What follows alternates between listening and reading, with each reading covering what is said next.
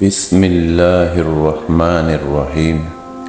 السلام علیکم ورحمۃ اللہ وبرکاتہ۔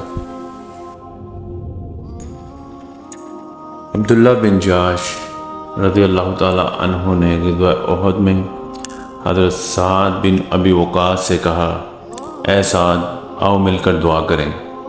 ہر شخص اپنی ضرورت کے موافق دعا کرے اور دوسرا آمین کہے، یہ قبول ہونے کے زیادہ قریب ہے۔ دونوں حضرات نے ایک کونے میں جا کر دعا فرمائی۔ اول حضرت سعد رضی اللہ تعالی عنہ نے دعا کی، یا اللہ، جب کل کو لڑائی ہو تو میرے مقابلے میں ایک بہادر کو مقرر فرما جو سخت حملے والا ہو، وہ مجھ پر سخت حملہ کرے اور میں اس پر زوردار حملہ کروں، پھر مجھے اس پر فتح نصیب فرما، میں اس کو تیرے راستے میں قتل کروں اور اس کی غنیمت حاصل کروں۔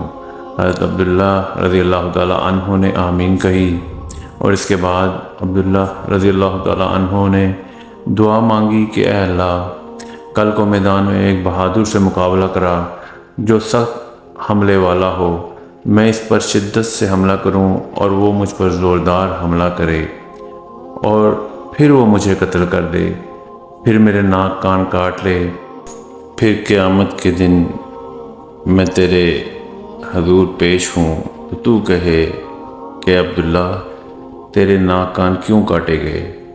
میں عرض کروں، یا اللہ، تیرے اور تیرے رسول صلی اللہ علیہ وسلم کے راستے میں کاٹے گئے، پھر تو کہے سچ ہے، میرے ہی راستے میں کاٹے گئے۔ حضرت سعد رضی اللہ تعالی عنہ نے آمین کہی۔ دوسرے دن لڑائی ہوئی اور دونوں حضرات کی دعائیں اسی طرح قبول ہوئی جس طرح مانگی تھی۔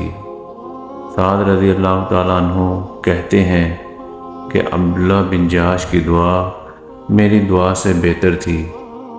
میں نے شام کو دیکھا کہ ان کے ناک کان ایک تاگے میں پروئے ہوئے ہیں۔